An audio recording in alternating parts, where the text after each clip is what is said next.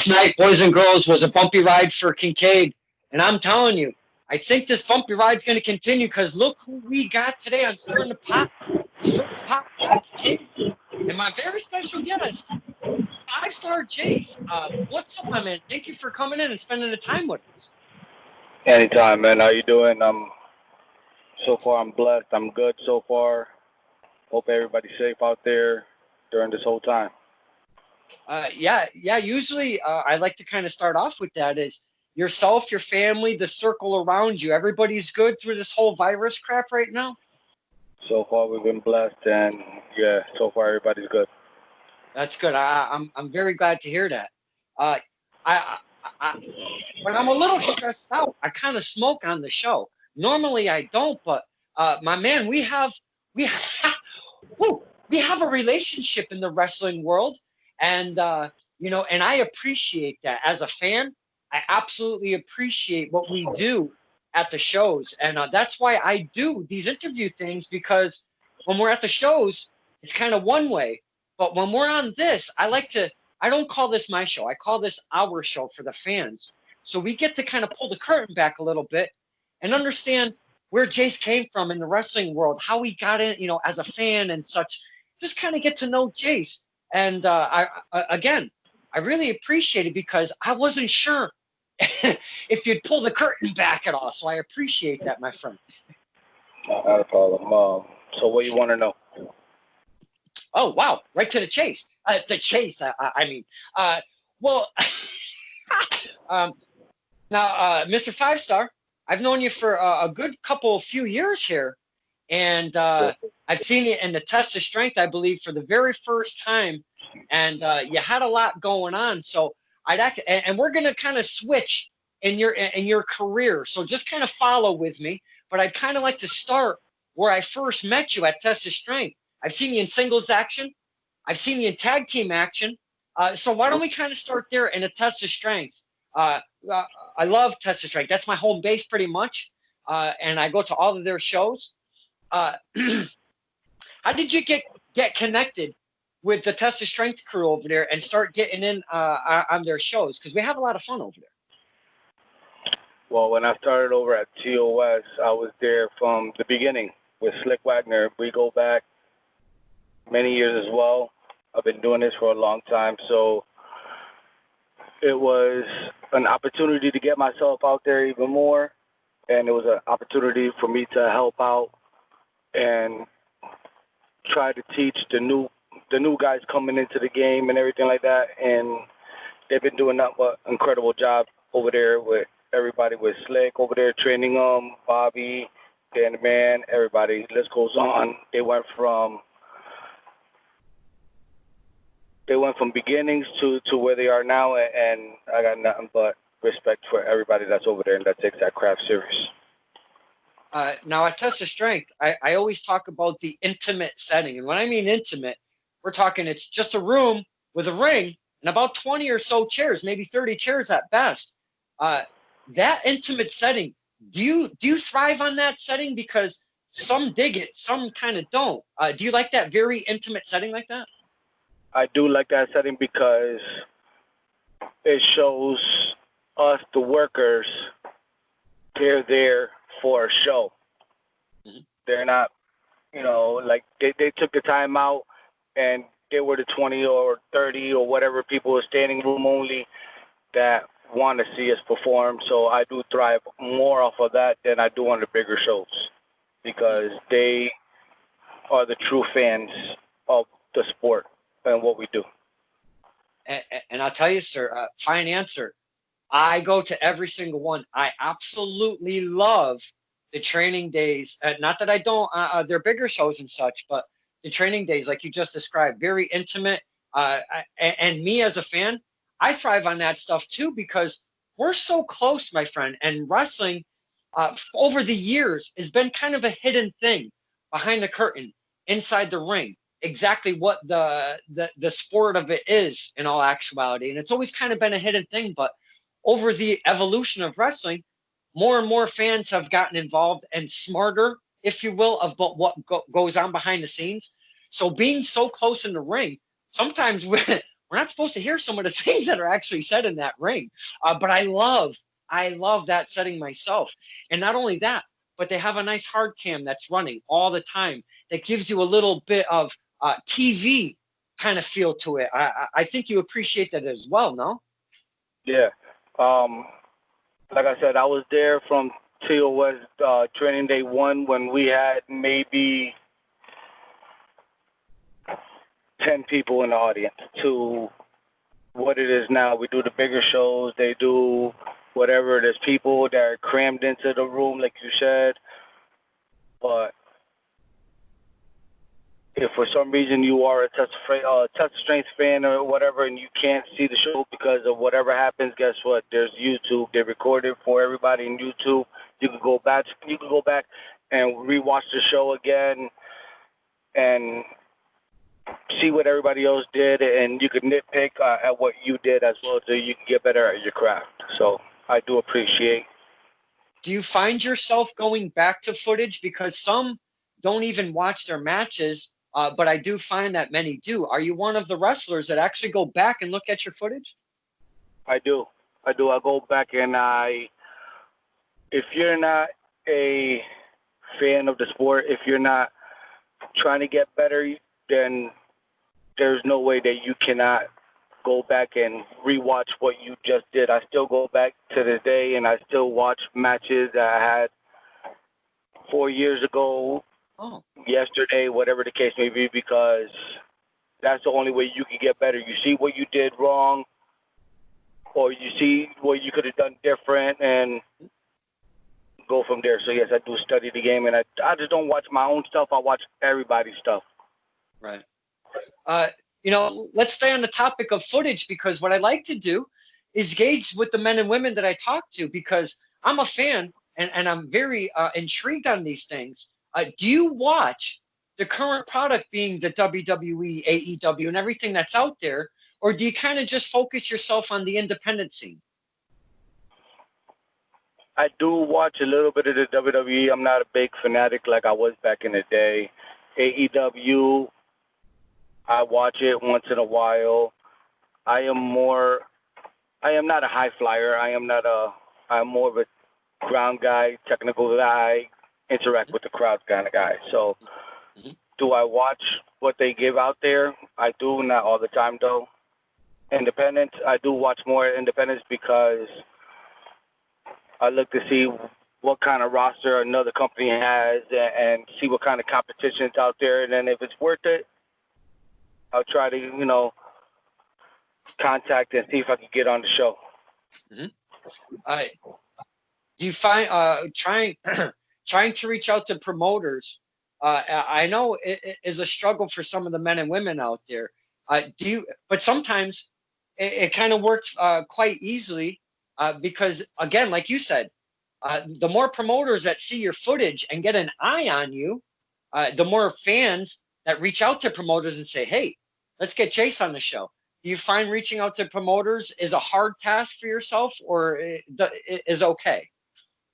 Back then it was harder because back then you had to show up at the show, whatever the case would be, see if you could get a little bit of time with a promoter, talk to him, tell him who you are. Nowadays, it's a lot easier. You got Twitter, you got Facebook, you got Instagram. You have all these technologies, so it's a lot easier nowadays to get in contact with a promoter. And then if he wants to see any of your stuff, he can go on YouTube or Facebook or whatever it is. So there's a lot of advantages nowadays, and it's a lot easier for people to get on shows. The technology, good and bad, for all sorts of arts within the world. But the good, when it comes to the wrestling world, I think the media's, the chatter is part of the bad, but the good is a lot of the footage, the pictures, so we can shine, so the talent can shine themselves and be able to put themselves out, A, to the fans, B, to the promoters, or vice versa, however you want to see the A and B. But it gets all of those eyes that would have never seen Five Star Chase and company out there. So I myself, I dig the media's for that fact. The chatter, not so much, because The chatter is no good sometimes. No, I'm not a big fan of the chatting. You have an issue, let's book it, let's make money off of it, and we'll settle it once and for all. I'm not I'm gonna talk crap to you, and if I see you in the locker room or whatever, I'll address it, Mhm. and that's it. Hey, that's a fine way to attack that, my friend. You've got an issue, book it. That's what this episode is going to be called. You have an issue, book it. I name every episode different, and that's a fine statement right there. Now, Mr. Five Star, I'm going to go back kind of towards the beginnings because I know a bit about Five Star, but I don't know everything about Five Star. So let's kind of go back. How long have you been in the game up to date right now? Close to 10 years. Wow. Okay. That doesn't surprise me. I know I said wow, but it doesn't surprise me because you have a veteran vibe about you, if you will, when it comes to getting in the ring. Not only that, but coming out of the curtain. Woo! You send us the signals, the fans. You send us the signals you want us to read, and sometimes, most times though, we boo you. Sometimes I've actually cheered for you, and it kind of messes my brain. But you do send us those signals. And as a fan, I appreciate that because when you come out and you don't give us those signals, we don't know what the hell to do with you men and women. So you make it known what you want us to do, cheer or boo, when you come out the curtain. So I always appreciated that as yourself as a character. So you've been in the game for 10 years. Where did you start training? Because that's really been my curiosity has been waiting to ask that. I've been since day one with Kevin Landry. Kevin Landry has been teaching me since day one, and I'm still a student over there. I do occasionally go to different schools to go see the talent, go see the guys. I go to Test of Strength over there where they're taught by, like I said, Slick Wagner, Dan the Man, Bobby Ocean. I go to Paul Roma's over at PAPW at times, and I go over there to go see how they're doing. And I jump around. Just, you can't stay at one place forever because everybody teaches different. Everybody's mind is different. Everybody's been through different things. So I try to pick everybody's brain and see what kind of drills they do, see what kind of settings they have and everything like that. Excellent message, because I've said that a few times on this show. If you don't gain those extra experiences by getting out of your home base and getting different skills, just because you have a family at one place doesn't mean that you can't gain more skill, because I correlate music and wrestling. The guitar neck is a never-ending learning process. Same thing with wrestling, my friend. You can never, ever learn all of wrestling, and going to these multiple facilities under these fine names that are teaching the people out there to gain their skill. I find that it's very vital to become a wrestler, to gain those extra skills from one to another, because sometimes you might not learn psychology in one place, or sometimes you might not learn X or X. And then you go to these places, then all of a sudden you start gaining X skill and put it into your bag of tricks. So a fine message about going to different places. Do you feel that if you stay in one place, you can kind of get to a plateau and stay a little level, and you don't get to challenge and rise your career, sir? Is that correct?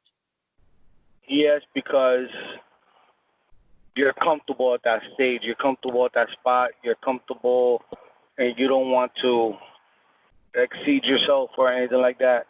I tell everybody that takes the craft seriously, get out there. Go out there, get in the car. See, there's somebody's doing a show. Get in the car, ask, give them gas money. Do what you got to do. Talk to the promoter. Talk to the guys. Talk to everybody, because you never know, that one person that you do talk to could change everything for you. Could change your career. Now that is part of what I've come to find out of that old school mentality in wrestling is go to a show, take the drive, bring your gear. Always bring your gear. Go to a show, bring your gear. Yeah, always bring your gear. Make sure it's washed, though. Please wash. Yes. Please wash your gear. me. Do not Febreze. Do not Accent. Put soap and water to that bitch. Sorry, I don't know if I can swear. No, that's fine. I've gained that knowledge from one high voltage Omar. He is very stickler on that wash your gear stuff. Yes, yes. The last thing you want is just nasty musts and smells and man. My point being is, bring your gear washed, take the drive, go to the show, introduce yourself, put up a chair, sweep the floor if you have to, clean up a little mess, help out, do concessions, do the merch, hang out at the front, take the money for the tickets, do whatever you have to do. So if you're going to a show and it's your first time over there and you want to meet a promoter, whatever it is, shake everybody's hand that's in that building. Because before the doors open and there's somebody in that building, that somebody is a somebody. That's why he's in there for a reason early. You shake everybody's hand. Hey, they're helping out with the ring. Get in there, get dirty. That's what you do. That's your craft. That's your that's your canvas of painting when your time comes. Help with chairs. Put up chairs, sweep up, do whatever it is that you got to do. Earn your keep for being there that day because promoters see that. And it goes a long way with them. Absolutely, because once the chatter starts from one show to another, not only it's the promoters, but it's also the other workers, your peers that you're trying to be networked with and trying to get in that ring with. But that goes, like Mr. Five Star said, it goes a long way because the chatter, not just because it's not being filmed and not being, picture taken, doesn't mean it's not being talked about. And the chatter goes from one company to another. This kid stepped up. He helped put up the chairs. He helped do this. He helped do that. Hey, if he comes walking to the... do talk to each other too. Absolutely. Give this kid a chance. If he comes walking to your door, give him a chance. So that chatter goes from one company to another. So again, fine message, my friend. Now, I want to kind of backtrack to where you started. You said you started at Kevin Landry's. Now, for the boys and girls out there that don't know, that's Kevin Landry's Combine out in Holyoke, Massachusetts. And they've started doing some free shows. And I didn't stutter. Free, Free. Same thing with Test of Strength, the training days. We get those as fans for free. And at Kevin Landry's, they call them Shut Up and Wrestles. They're up to number 6. We're supposed to have 7, but the Kincaid, never mind. The Kincaid kind of shut that all down. Sorry. So I just kind of wanted to put that out there because for the people that don't know, we want to get more eyes on the promotion and the companies and the training facilities that are out there. So type up Kevin Landry's Combine. Check it out. A lot of fun up there, I tell you that. Let's go back to Kevin Landry's Combine because you said you've trained there. And that's your home base, obviously. You've been in the game for 10 years. And now that they've started up Shut Up and Wrestles, you've been on, I want to say, every single show to date, if I'm not mistaken. Yeah, all of them I've been on from day one to currently. Yes, I've been on all of them. How do you like that feel of Kevin Landry opening up the doors for the public and doing this cool thing with Shut Up and Wrestle? Kevin is very old school, very meticulous with the game. He protects it still. He's very protective of everything that he has. So for him to open up the school and do shows, it's a big deal. Not for us, but for the newer people that are coming up that you can watch, and for the school itself and everything else. It's very surreal at times. You're doing a show? Oh, shit. Okay. Yeah, wow. Ever since they've opened the doors, the fans have been coming more and more. You guys and girls have had to add more seating after every single show. From 1 to number 6, there's been more benches. There's been more seats because there's been more fans, my friend. As a student and an upcoming, and Kevin Landry's still there at your home base, how do you see it as a student, B, as a wrestler, seeing this crowd just kind of culminate more and more after each show, my friend? The first one was, like I said, surreal because he doesn't do that. But now that we're at number 6 and we see the line outside of the building, doors don't open until 6 o'clock or whatever the case may be, and people are out there at 3 already. It says a lot about what we do and that we entertain them and we give them something to look forward to at that time. It's a very intimate setting, like you said. You interact with us as we're walking into the building. It's been crazy. Like since day one, it was a prototype. It was let's test it out. Let's test the waters. And now when we do the show and the shows are done at 7 o'clock, 8 o'clock at night, we're still in there at 9 o'clock, 10 o'clock, and we're interacting with the fans and everything like that because we make them feel special. We make them feel home. That they get to do something that they don't do with WWE superstars or AEW superstars, and that's interact with us after a show and take pictures and autographs and joke around, kid around, and everything like that. So it's very, very good. Everything you said, I absolutely love, my friend, because I see it firsthand after the events, before the events, all of the interaction. You guys and girls at Landry's really, really dig that fan portion of the program because that whole intermingling thing does not stop for quite some time. But what I really love about that building and those shows is the small children that come to Kevin Landry's for those shows and have an absolute fantastic time from beginning to end. You know, I mean, I know us older guys, we love our older wrestling and we try to keep the whole thing alive. And I get that. And that's why I do it. I just love it. But seeing the kids there, Mr. 5-Star, that has got to be something for you guys and girls behind the curtain that just got to touch the hearts a little bit more than seeing us freak shows out there at 50 fucking years old. I didn't mean to drop an F-bomb, but for real. It really does because when we do these type of shows, these intimate shows, you know, it's families that are struggling or families that can't afford a ticket to a live event or whatever. So they come and they, you know, we entertain them, we give them what they want, and they get to see us live in a person. And we do, at least I do a show every year, and that's Make-A-Wish. Yeah. And that changed my life big time. I'm not the person that you see when I come out and I do my thing. I am who I am at that moment, and there's no greater feeling to have than to have a mother come up to you after a show and say they've never seen their daughter or son have a smile that big in a long time, and it does give you a sense of feeling, and it makes you feel like you're doing everything right. I love everything you're saying here, Mr. 5-Star. I thought this was going to be a rocky road, and I am so pleased that it's been going like this because this is what we do on this show. We pull that curtain back. Some do, some don't, but a lot of them do, and I appreciate that. That Make-A-Wish show, I've only been to one, and my goodness, what a fantastic setup that is.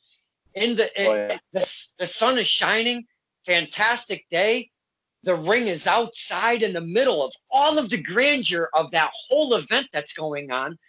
And people just swarm. Once that bell rings. Oh yeah. Yeah. All the families come running to see what's going on at the wrestling ring. And you men and women that are performing on that day specifically, 5-Star, just talking about it right now, my man, gives me those goosebumps in my the hairs are standing on my skinny little arm right now because ever since I went to that one in 2019, I want to make sure that I go to every single one now because I absolutely love it. Yes, it's tedious because we got to wake up early and we got to be there super early before the convey of trucks go out. But once we're there and everything is set up, us as the workers, we do walk around and we do try to get a sneak peek of everything. But yeah, once you said, man, once that bell rings, everybody swarms. Everybody wants to see what's going on. Yeah. Now, I'm going to, since you mentioned it, I'm going to stick with this topic because there's a champion of that whole thing. Yeah. And you're very associated with him throughout your career. So let's kind of transition into some of that. I've seen you as a singles competitor, obviously, but again, as I stated earlier, I've seen you as a tag team competitor, and not only that, you've been associated with the champion of this whole Wishes on Wheels. Wishes on Wheels, is that what it's called? Yeah, Wishes on Wheels. Fine championship too. Spectacular looking belt. And speaking of spectacular, the champion is Jase the spectacular Jase Rodriguez. My man, could you talk to us about your association with the champ and that specific organization? But talk to us about how you guys have grown in your careers. And I want to say kind of together, because what I see from the history, there's a lot of it, my friend. And not only that, but there's also one Miss Rosalie that's involved in that whole mix. So talk to us about that family, if you will, right there. Yeah, we are a family. We traveled up and down the roads, all the East Coast, everywhere. No matter where you saw one, you saw all of us. That was just the way it was. We all rode together. We fought together. We've done everything possible that you could think of together. JC is the champion over there at Make-A-Wish. He's ducking and dodging me.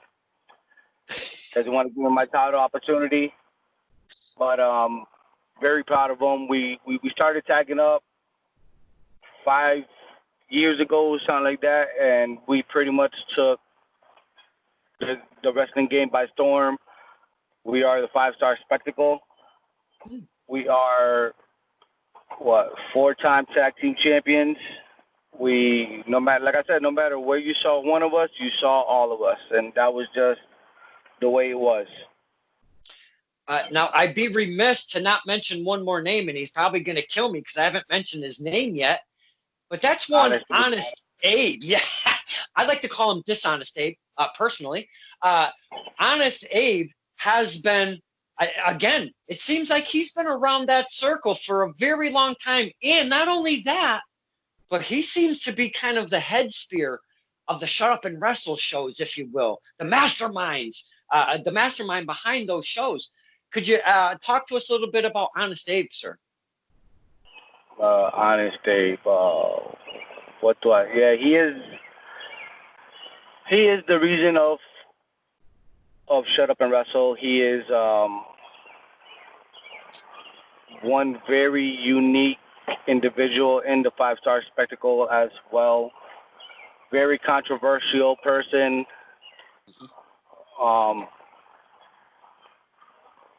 But I'm going to leave it at that because we still have unfinished business that we have to take care of because, as you know, he has an agenda to take down 5-Star Jase and try to get as many people as he can with the governors and Chris Cannon and everybody else. And one by one, they keep on falling in my feet. And I'm going to get my hands on Honest Abe one day.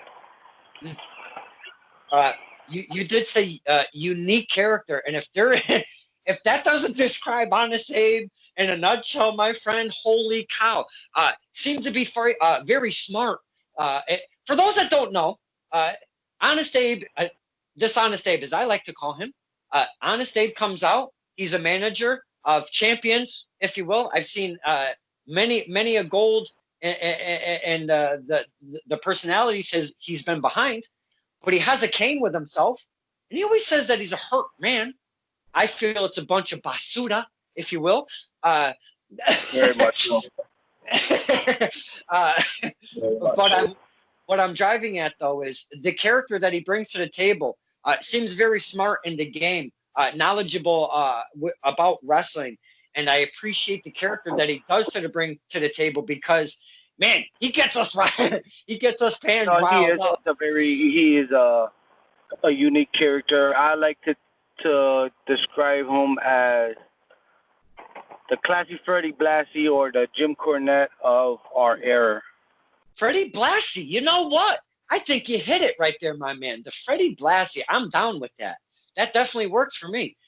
Now, speaking of all of this going on, though, the character five-star Chase, like I've said before, I've seen us boo you many a time, but I've also seen us cheer you on occasion. Sometimes you have to play that part, but not only that, sometimes it's the hometown crowd just doing that for five-star Chase.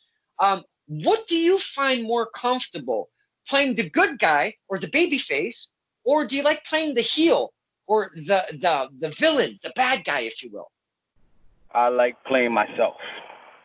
Oh, I when I come through those curtains and I portray myself because my time, that's who you're seeing. You're not seeing a character. You're not seeing a good guy or a bad guy. You're seeing five-star Jase. mm-hmm. Okay. So what you're telling us, the fans, is that five-star Chase, the name, the character that we see in wrestling, it's not too far away from five-star Chase, the person, just really amped up a lot for wrestling. Is that what you're kind of telling us right here? Yes. Now the name has always, and I do mean always, since the day I met you, sir, five-star Chase. It's got the five, the star, Chase, and a lot of people mix up with Chase. Don't call him Chase. It really pisses him off. Jase. Right. Jase. Please talk to us, the fans. How did the name and the character kind of get together? Was it, did you have it all in your mind, or did you have some help behind the scenes with that whole thing? Jay's part is something very personal, very close to me, so I don't tell the story about that. Okay. The five-star part, though, was because I catch on to things very quickly. And when I do catch on to it very quickly, then people say it was 5 stars. So I can totally see that because you come out when you come out in the curtain through the curtain full of confidence, got the shades on, have your attire on, mostly black though. I don't think I've ever seen you in anything but black. Do you wear anything? I got other colors. Oh, do you really? Because I've mostly seen you in black, maybe some gold accents, if you will, or what have you. But when you black, come, I got my black, I got white, I got red, I got blue, I got a lot of gear. oh, I invest maybe myself a lot. uh, maybe you should break some of that out when we come back from the whole Kincaid thing. I'd love to see a little mixing it up, if you will. You never know. Okay. But the character now, you come out with a lot of confidence, and you have a theme song that's an original song because a lot of people use old rock and roll songs or metal songs, if you will, and it's not your own. You have your own theme song. Can you talk to us about that, please? Yeah. As you know, I was part of the tag team of Five Star Spectacle, so we used the JC Dynasty instrumental. But shout out to my boy Peasy, Sal. He's one of the big guys over there at Touch of Strength, and he said the same thing. You need your own song, your own theme song, and he wrote it. He did everything to it, and I come out to it every single time. So big shout out to you, Peasy. Wow. Five-Star Chase comes out to an original track from Big Peasy, really? I do. Wow, that And is not many people awesome. know. Peasy is one hell of a rapper, one hell of a component, and a lot of things. And he was going to actually sing my song at a concert, but with the whole COVID thing going on, it got shut down. So, but he's the mastermind behind that. That's very cool. Thank you for sharing that. What I also like to do, because you've been in the game for 10 years, you've been on the road a lot, like you were saying, up and down the East Coast with the fam, if you will, in the car. What I like to do is maybe see if the fine men and women that we speak with, because we wouldn't be able to hear these stories, say, at an event, because we don't get to sit down and talk to you guys and girls like this. Is there any maybe funny road stories you could share with us? Maybe hitting. Come. Yeah, there's one that we always do. In our industry, you get over two ways: in the ring or on the mic. And this is actually Honest Abe's idea. We will always drive up and down the roads together, whatever, and we would do impromptu interviews with each other. And that was one thing that Rosalie hated with a passion. He'll bring in Scott Mitchell, and we're coming to you, or we're going over here today, and whoever the opponent is going to be, whatever. And how do you feel? And me and Jase, we take the ball and we run. That's how you get practice. That's how you get better on the mic. But Rosalie hated that shit with a passion. Oh my God, she hated it. Oh man, never failed. Another story that I could say is one day we were in Maine doing a back-to-back days. And we're all sharing a room together because that's how close we are as a family. And next day comes around and I open up a Monster because I am a huge energy drink Monster fan. And I popped one open like at 7 o'clock or something like that, and she just got pissed off. What the fuck? Are you serious? This earth? I was like, man. There's a lot of stories, but I like to keep those very close and personal to me because those were close and personal moments, and that's something that you don't get in this industry. As you'll find friends, you'll find companionship, but to have true family like that is very hard, and especially in this industry that we do. First thing, talking about your, thank you for sharing those, because Rosalie, I had the makeup queen on Stirring the Pot before, and she was an absolute delight to have. And she actually spoke of that whole doing the interview, cutting a promo thing within the car, and she said the same thing. She absolutely hated it.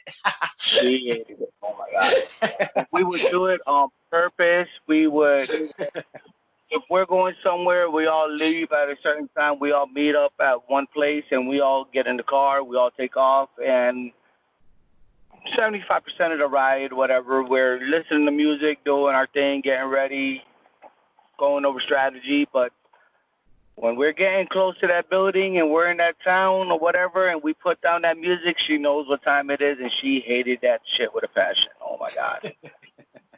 She really did. Now, 5-star Jase, that is one thing that that grasped me to your character. Being comfortable cutting a promo. Mr. 5-star is on his A game every single time, with a camera, with a microphone, you name it. It seems that you're very comfortable doing promos at this point in your career. Was it something that took a little bit of doing to get into your career? I was always comfortable talking and doing promos. You can't say that you're a natural at it because you're not. You need the practice. You need to test the waters, I should say, on different things. Like you told me, it can't be live all the time in front of people or camera. You got to do it when cameras are off or whatever the case may be. I even do it at the schools. I'll cut a promo on you at the school, and that's the only way you can get better. And there's been times that my persona comes through, because when I go to the schools, I don't go as Jose or none of that. I go as Jase. Once I enter those doors, I am me. So that's who you're gonna get. And there's been times that I got people heated, and I'm like, bro, why you get mad? I'm cutting a promo. You're an asshole. Fuck you. If I can get the workers going, I know I can get the crowd going, and that's something that I thrive on as well. Keeping on this topic, hearing the crowd is something that wrestlers have to really kind of get a feel for. Sometimes it doesn't happen within the first year, first 2 years, first 3 years, first 5 years. It really sometimes takes quite a bit of time to really grasp hearing us, hearing our chants, hearing what we're saying, feeding off of that and utilizing it within your match and ad-libbing and utilizing it to your performance and telling your story at that time in the ring right now live, because that's a live performance every single time, my man. Did you always hear the fans? And if you didn't, how long did it take you to kind of get that skill, if you will, to get us the fans? With me, it took me 2 years. It took me 2 years to get through.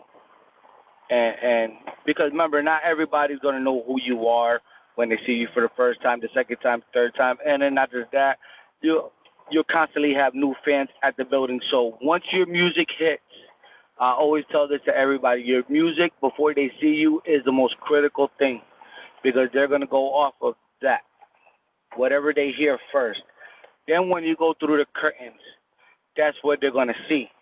It depends if you're going to be an asshole, you're going to be a good guy, you want to shake hands. That's what they're going to, all right, so he's a good guy, he's a bad guy. There's times that, like you said, you don't know what mood or what mindset I'm in until I get in the ring, and then I do what I do. So it takes quite a while, but if you are a true student of the game and you study up, then you study the ones that you kind of see yourself emulating and everything like that, and try to take some pieces of that and put it in your persona. Very fine message right there. Now, you came off with that answer quite quick of 2 years. Do you remember a specific match or a specific moment that you're like, oh, shit, now I get it? As a teacher, when you're learning, you get oh, shit moments. You don't get it then and there. You're like, what the hell is going on? I don't know what the hell this means or anything like that until you live it. And when you're getting your ass kicked in, now it makes sense. So first 2 years, I was trying to be a baby face. I was trying to be a good guy, and it wasn't me. Mm-hmm. It wasn't who I am. So when I did become Jase or 5-Star Jase, it just became natural, and then I just ran with it. Awesome. That's fantastic to hear. Now, we like to talk about evolution of character on this show. 5-Star Chase, has that name, that persona, that character, if you will, has that always been in your wrestling career, or did you have some crazy gimmick like Kane when he was a Christmas creature? No, 5-Star Jase was always my creation. It was always me. And if it's not broken, don't try to fix it. People know who I am. I just elevate every single time by doing something new or getting new gear or trying to stay relevant in some shape or form. Right. But it's always been 5-Star Jase. So you see that character whenever you hang the boots up. When you do so, it's still going to be 5-Star Chase, correct? It will still be me, yes. Wow. Very interesting to know. Now, I don't know how this is going to go from here on out, because I've been kind of leading into something very specific, and I don't know if you're going to get heated, where it's all going to go, but I'm just going to jump right in. Now, I started seeing you again in a couple companies, but one of them being Battlefront Pro Wrestling, and you became their very first ever, the inaugural, if you will, heavyweight champion, the world's champ, however they had their label. And It's always been surrounding 5-star Jase in Battlefront Pro Wrestling, Battlefront Pro. Always been controversial, if you will. Please, as a fan, I've been watching this for a couple years running now. Battlefront's in a very shaky ground. There's only one show left, from what I'm to understand. Things just are in a weird time right now. And I know we were supposed to have a show in July 18th. There was supposed to be a big thing. You could speak upon that. But I want to start from the beginning because as a fan, my friend, wow, there's been a lot of stuff, a lot of shit surrounding 5-star Jase within the confines of Battlefront Pro Wrestling. Can you please talk to us, the fans, the history of 5-star and Battlefront Pro Wrestling, please? I was the actual first signee to the company. I was the first heavyweight champion. I defended that championship every single time. Didn't care who you put in front of me or what stipulations it was. I got hurt in real life. I was out for a little bit. It is what it is. They took the title away from me. I never lost it. Never got my rematch neither. And when I came back, I went after what's rightfully mine. And I went after my spot as a champion.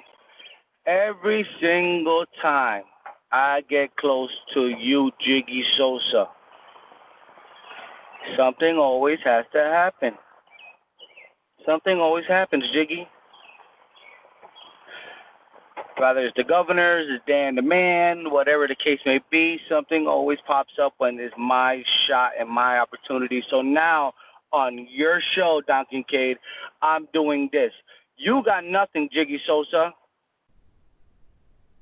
You have no opponent, and you threw out not that long ago on Facebook Live that you want to have a ladder match. Well, guess what?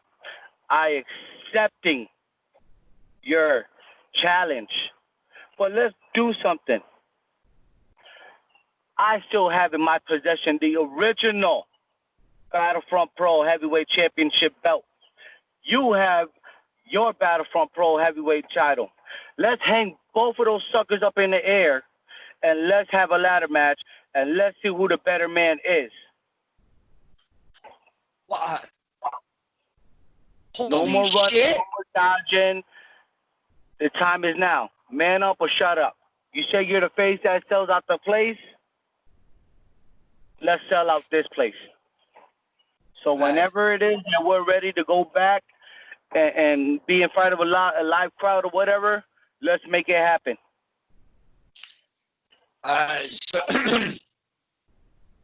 For Clint here, you're saying you have the original Battlefront Championship, Heavyweight Championship, because another one was made, which is in the possession of Jiggy Sosa. He is their current champion. You're saying that you are you're accepting the challenge, or saying, you're calling Jiggy out. That was very evident. I can't wait to put this out. But you're saying, hang both belts, winner take all. Shut up and wrestle is basically what you're saying. Since day one, no matter where we go, we have been in many of locker rooms together. We have been in many promotions together. We have been some of the top talent everywhere we go.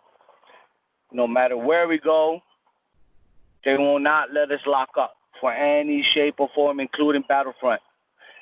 There's no running, Jiggy Sosa. I've been everybody that has been in my path. You fought them. I fought them. Let's lock it up. Let's see who the better man is. You say you're the heavyweight champion. I say I'm the original and still am the heavyweight champion. Let's lock up. Let's go up. And let's do what we do. And let the better man win. You call yourself, this day and age, Shawn Michaels. You idolize Shawn Michaels. And Shawn Michaels had one hell of a ladder match with Razor Ramon. Let's make it happen. Mr. 5-Star, have you ever been involved in a ladder match? Because I'm to understand it could be a career changer. I have been in many matches, lumberjack, strap matches. I've been in hardcore matches, street fights. I've been in everything. This is something that me and Jiggy Sosa have never done, so this is new ground to the both of us. We have both never been in a ladder match. Wow. So this is going to be new to the both of us, but I'm ready to go to war. I'm ready to go to hell and back for what's rightfully mine and take my rightful spot back on top of Battlefront. To the higher ups of Battlefront Pro Wrestling, please, I implore you, please, as a fan, I am so down with this. This could be something very, very special, I think, from the fans' perspective. I think the finished product could be something really, not to make a pun, but spectacular. I mean, in all honesty, we could have a lot of fun in this one. Now, when we get back from this whole virus thing, obviously you have your sights on Jiggy Sosa and the Battlefront Pro Wrestling. Do you have your sights on any other promotions, any other titles specifically, or any other opponents that you'd like to? You don't have to call out. I mean, if you want to, that's fine. I'm not telling you what to do. But do you have any people that you have on your sights when we come back? Besides the Jiggy Sosa? As of right now, it's just Jiggy Sosa. That's it. That's my main focus. That's where all my energy is going at. But do I see myself going anywhere else? I'm going everywhere and everywhere I could get booked in. I'm going to get out there. I'm going to go to all these companies. I'm going to make the towns. I'm going to make the states. I'm going to make the drives. And whoever they put in front of me, just be ready, because I know I'm always ready. I've seen Honest Abe with you a lot. It is now that you guys have kind of have this little heat between the two of you. Is it different coming out as a singles competitor without a manager? No, because if I have a manager or I don't have a manager, my goal and my mindset is always on whoever's in the ring with me. The manager was just a key intimate at some points, but it didn't define who I am. I was always a singles or a tag or whatever the case may be, but to me, no. It was always the same, and it always will be the same. Do you find that you're more comfortable competing in singles or tag, or does it matter to you? I feel more comfortable right now as a singles. Back then, I felt more comfortable as a tag because it's the art of tag team wrestling that has been lost, and I think me and Jase, we brought that out every single time that we stepped in the ring and we tagged up together. Tried tagging up with a couple other people before. The chemistry isn't there. It's not the same, but as of right now, I feel more comfortable where I'm at as a singles. Now, at the Kevin Landry's Combine, they have these Shut Up and Wrestle shows, and I know it's early in the tenure of the Shut Up and Wrestles because, again, I've said there's only 6 of them so far. But you would probably have the inside scoop. Could we, the fans, maybe expecting some title action in the near future of Shut Up and Wrestle? Can we see a champion being crowned at a Shut Up and Wrestle show? Do you have any information that you can maybe share with us about something like that?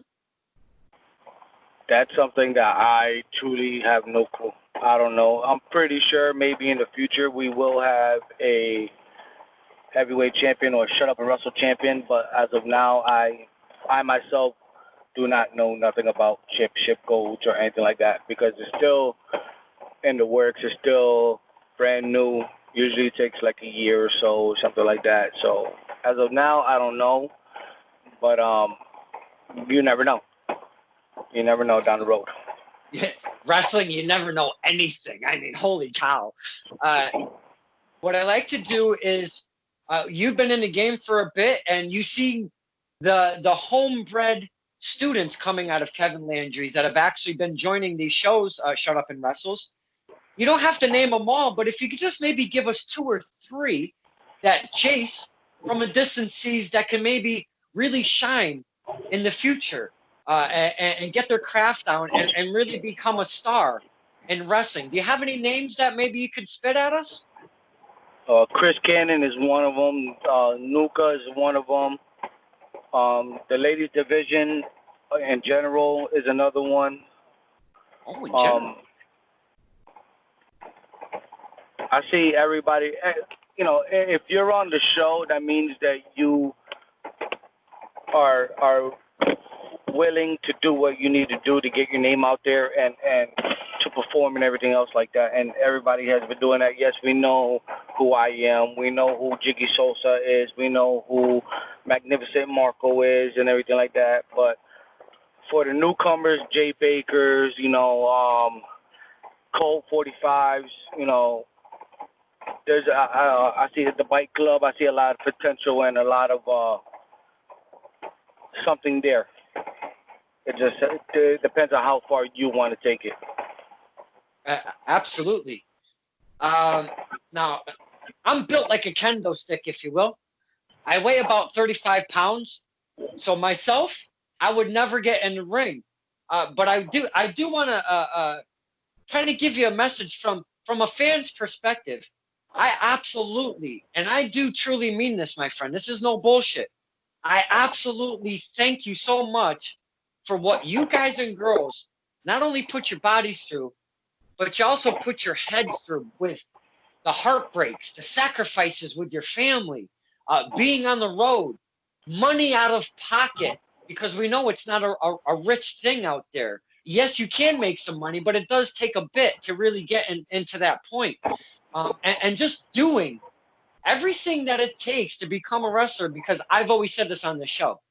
I think becoming a wrestler is probably one of the hardest things in the entire universe to accomplish.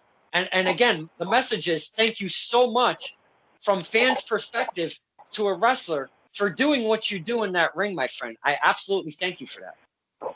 No, thank you. Thank you very much. I see a lot of people, they always, you know, oh, I could do it because I see it on TV all the time until you take that first hit, that first bump, that first whatever, and then everybody always says it's nothing like I thought it was on TV. Of course not. But we do put our bodies, we do put our sacrifices, our kids, our families, our careers, our livelihoods on the line every single time that we step through. We all do it for the simple fact of the love of the sport and to entertain everybody that goes out there. So thank you very much. It's very, very much. Do you feel like a rock star in the position of a wrestler? Because when you come out, there's the music, there's the lights, there's the crowd and everything. Doesn't it feel like a rock star kind of situation? It does. It feels, I'm not gonna lie, it feels good once you've established who you are and you have a name for yourself and people know who you are and they hear the music boom. Like you, for instance, you hear my music and you know it's me coming out. Or with Fogman when he hears Slick Wagner Brown song and you know He's awesome. yeah. That's another one I want to wrestle down the road too, but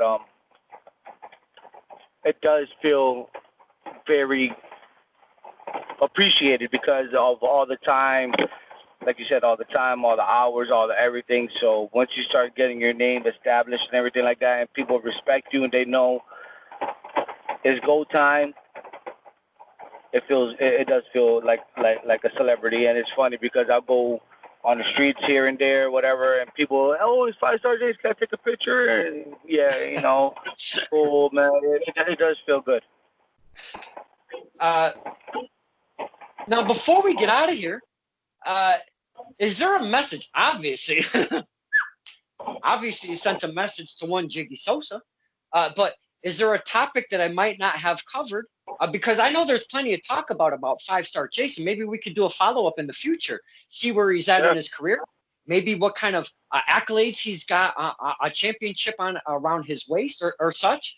But is there a topic I haven't touched upon, or is there a message you would like to send out either to your peers, the fans, promotions, anything that you would like to maybe speak of before we get out of here? Promotional wise, um, I'm going to be making contacts once everything's over, and I'm going to book myself as much as I can, as wherever I can. So I'll be making my rounds to a town or a state around whatever, because this is just reamping me as a person and everything else like that. Career-wise, there are right now 2 titles that I want to get back and win for the first time, and that's the one that Spectacular Jase has for Make-A-Wish. You can't run, you can't hide, you can't dodge. You know who your number 1 contender is, and eventually I'm coming after you, and I'm going to take what's rightfully mine. And Jiggy Sosa, we have unfinished business, and you know it, and I know it, and it eats at both of us. Let's just get it done. Let's get it out. Let the better man win. No outside interference. No nothing. Wow. Short and sweet from one 5-star Jase. And the very last question I have for you, because I didn't want to start with this question because I didn't want to get you heated. The very last question I have for you is, when I chant 1-star Chase, does that legit piss you off, or do you feel that it's kind of part of the show and you have fun with it? I run with it. It doesn't piss me off because you know when it's go time, you're gonna see the absolute best that I have at that moment, at that time, and it just how do I say this? It gives me another urge to shut your mouth. Very true. Okay. Very, very true. I have a lot of fun doing it. So hopefully when I continue it, I don't get a punch in the mouth for it. 5-star, 5-star Chase. I've that people before too. Yeah. So I don't want to be on the privy. I don't want to be on the end of that. 5-star Chase, my friend, you have been, fan effing tastic today. I cannot believe the information that you've shared with us, the stories, the love for your family behind the curtain, your upcomings, where you came from, how you started, everything that we've talked about 5-star Chase today. I cannot thank you enough for, sir, and I really, really appreciate you opening up and talking to us, the fans. No, it's an honor and it's a privilege. Like I said, the only reason why I did this show with you is because I see how the love that you have for the sport, the love that you have for everybody that goes out there. I see you. I got to see your annoying, ugly face and your ugly, annoying voice, but you, at least I can say that you're one of us and you make the towns and you make. Uh-oh. Oh, there he is. Sorry about that. You make the towns, you make the trips, you make everything. So I thank you very much for that. Wow, thank you for the kind words. I really feel some love in there, and that's the thing that drew me to the wrestling. Once I started getting into it, man, you men and women show a lot of respect, and I've always said there's a line drawn between the barricade and stuff and the curtain, fan and wrestler, and a lot of, and not, I can't say a lot of us, very few of us get to cross that line and be able to speak with you fine men and women. And I've always said it, and I'll always say it, and I'll never stop saying it, my friend. I respect each and every one of you, and it's such an honor and a privilege for you guys and girls to let me into your world and have so much fun and make so many memories that I'll never ever forget. So wrestling, there's a lot of love, and I appreciate everything you guys and girls have given me, and I'll never forget it ever, because wrestling. It's just something different, Chase. It's definitely something different, you know? No, it is. And once you become a brotherhood or once you're in the brotherhood or sisterhood of this company that we do or the sport that we do, you're one of us forever. and you, like I said, you sacrificed a lot of things. Shout out to Bruce and Fogman as well. Hope you get well, Fogman, real soon. He's been doing it as well for a long time. And when we see people like you over there, you know, you're the reason why we are even bigger than what we portray. Because you go out there and you interview us and you take pictures and you record our things and you put it out there for all of us and everybody else to see if they don't know about us, and that's more eyes on us. And we thank you and Fogman and all that for all the sacrifices as well that you have made. Well, boys and girls, this is an excellent ending to a very, very fine interview that I really thought was going to be a rocky road. This is Stirring the Pot with Don Kincaid and my very special guest, 5-star Jase. Thank you again, my friend. An absolute pleasure. Thank you very much for having me, and anytime you want, anytime.